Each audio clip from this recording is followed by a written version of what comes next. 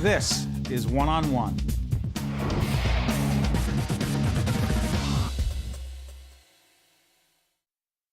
We are pleased to be joined by Dan Gurskis, who is the Dean of the College of the Arts at Montclair State University. Dean, I want to thank you for joining us. It's my pleasure to be with you. We are coming to you from the Dumont television studio right here at Montclair State University, where so many things are happening. Dan joined us last time. We gave a background of what was happening. By the way, when we talked to you, you've really just come on board here at Montclair State. This is day one of month 3. But who's counting? And tell folks your background before you came into this very important position. I'd been chair of the Department of Film at Brooklyn College, which is part of the City University of New York, for 7 years. Prior to that, I was a lowly faculty member for 5 years. And then prior to that, I'd been a writer, and primarily a writer, but also a producer in film and TV. And you know, the 1989 Emmy for James Stewart's Wonderful Life, you know, people think, you know, got the Emmy, what does it mean? But again, what's interesting about it is I have this sense that so many things led up to that. There's so many things that happen after that. The Emmy is great, and you're obviously pleased to have it. But what I'm more curious about is where the place for film is in your life. When did you know that you had this passion for film?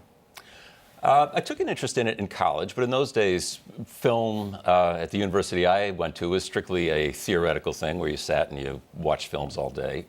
Yeah, what's the job? Exactly.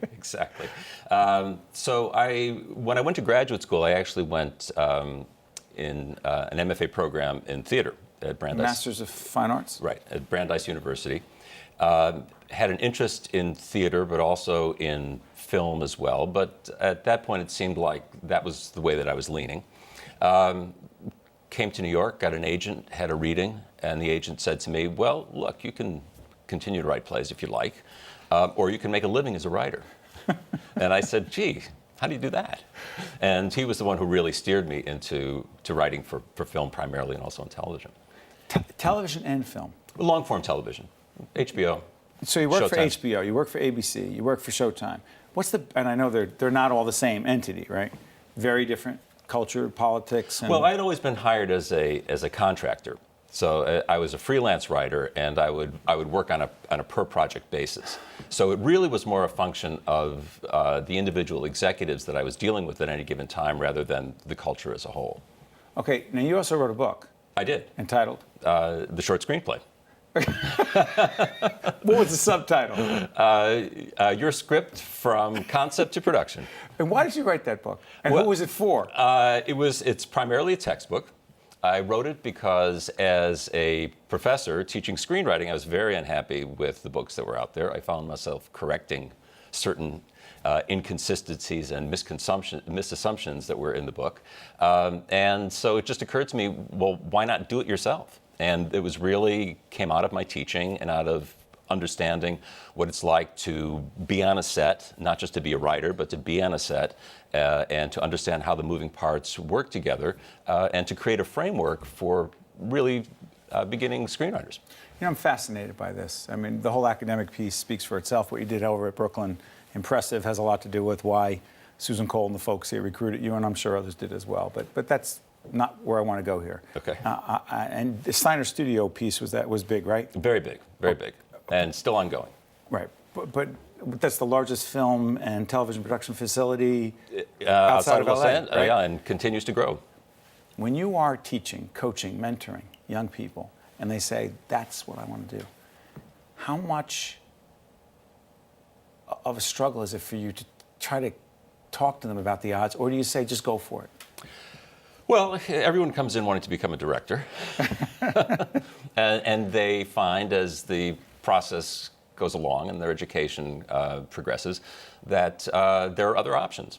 Some stick to it and say, I'm going to do that no matter what. Others realize that they're pretty good at editing, they're pretty good at sound, they're pretty good at cinematography, and so they go off in those directions. And a university setting, a college setting, is important to have students open up their horizon. So they come in thinking one thing, they go out and do something else.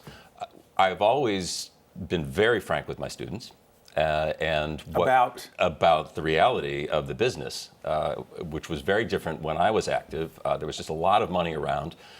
for development, for paying people to write scripts that may or may not be produced. So it was possible to make a fairly reasonable living writing scripts that never saw the light of day. Those days are over. Really, the kind of development money that was there before is always used to rewrite bigger films now. The economy's changed. It is, yes. How do you keep the students upbeat, positive, excuse me, wanting to give their best, pursue their passion, but at the same time knowing that they do have bills to pay and their parents sent them to Montclair State Sure. to get a job? Right. On some level. An education first, and be prepared for this incredibly difficult job market. Well, one of the things that I say to students and to parents is that there are really very few straight line paths in any field. I mean, obviously, if you take accounting and you get the number of hours you need to get, you take the CPA exam, you become a CPA. Same is true for a doctor. But once you get away from that, even if you get into law school, you're now dealing with a path that's less straight. So to prepare people to really to think more broadly and not a quid pro quo, where if I major in television, I'm going to become a news anchor, or if I major in theater, I'm going to become an actor. What a straight line, huh? You do this, that happens. Right. Not really. No. So we're really preparing people to be able to navigate a life, to make a life, not just to make a living. Dealing on the kinds of skills that'll help them, critical thinking skills, the ability to express themselves in writing and in speech. Those are things that will serve them 5 years from now, 10 years from now, 15 years from now. And it's hard for parents because they want a return on their investment. But the return on their investment is the skills that will allow their children to be successful throughout their entire lives. You can still do good artwork and pay the bills, right? Absolutely. Dan Gurskis is the Dean of the College of the Arts here at Montclair State University, doing important things. Thank you for joining us. Thanks for having me. Appreciate it. I'm Steve Adubato. We're coming to you from Montclair State at the Dumont Television Studio. We'll be right back right after this. Thank you. One-on-One with Steve Adubato has been a production of the Caucus Educational Corporation, celebrating 25 years of broadcast excellence. This special edition of One-on-One with Steve Adubato is brought to you from the Tisch WNET studios at Lincoln Center. Funding has been provided by Hackensack University Medical Center, Berkeley College, TD Bank, Qualcare Inc., a local managed care company covering 750,000 New Jersey residents, the law firm of Gibbons PC, and by Verizon Communications. Promotional support provided by the Star Ledger and NJ.com, Everything Jersey, and by the New Jersey Business and Industry Association and its monthly magazine, New Jersey Business. Transportation provided by Airbrook Limousine, serving the metropolitan New York, New Jersey area. One-on-One with Steve Adubato has been produced in partnership with St. Joseph's Healthcare System.